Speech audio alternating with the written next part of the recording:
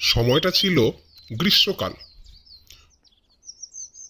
পশুরাজ দুপুরের খাবার খেয়ে তার গুহায় আরাম করছিল।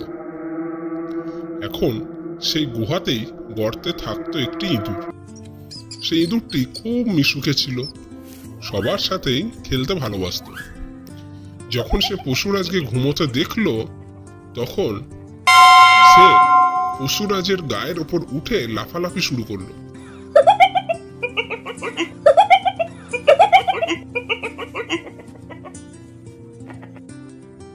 এবং পশুরাজ সিংহ তখন ঘুম ভেঙে গেলে সে অত্যন্ত রেগে যায় এবং ইঁদুরকে মারতে উদ্যত হয়।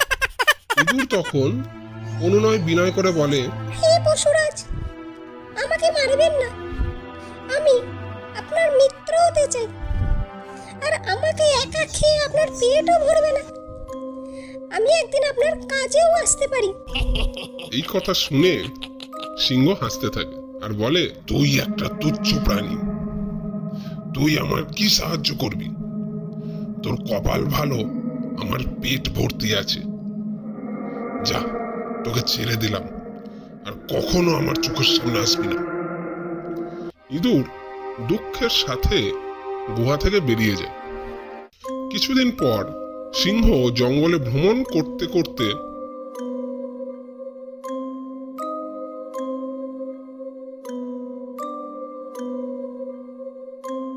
হঠাৎ করে শিকারীর পাতা ফাঁদে আটকে যায়।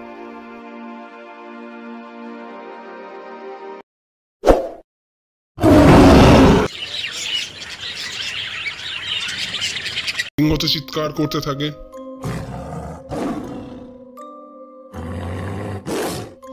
সেই আওয়াজ সারা জঙ্গলে ছড়িয়ে যায়।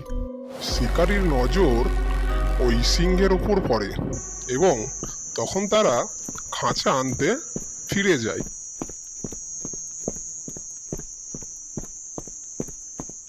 সবাই সেই আওয়াজ শুনতে পায়, ইঁদুরও সেই গর্জন শুনতে পায়।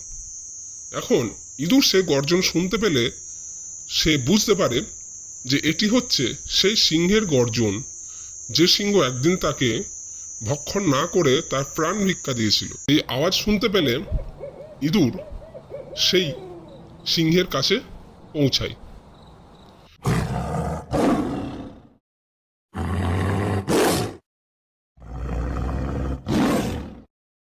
হে পশুরাজ, প্রথমে আপনি গর্জন করা বন্ধ করুন, না হলে যে শিকারী আছে তারা চলে আসবে। তারপর ইঁদুর তার দাঁত দিয়ে সেই জাল কেটে ফেলে এবং সিংহ মুক্ত হয়ে যায়। তুমি ছোট বলে আমি তোমাকে তুচ্ছ করেছিলাম, কিন্তু আজ আমি বুঝতে পারছি আমি কত বড় ভুল ছিলাম। তারপর সেই শিকারী ফিরে এলে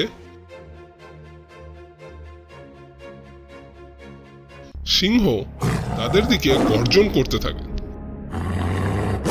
শিকারী ভয় পেয়ে যায় এবং জঙ্গল ছেড়ে পালিয়ে যায়। তারপর থেকে সিংহ আর ইঁদুরের মধ্যে বন্ধুত্ব তৈরি হয়ে যায় এবং তারা একই গুহাতেই বসবাস করতে থাকে।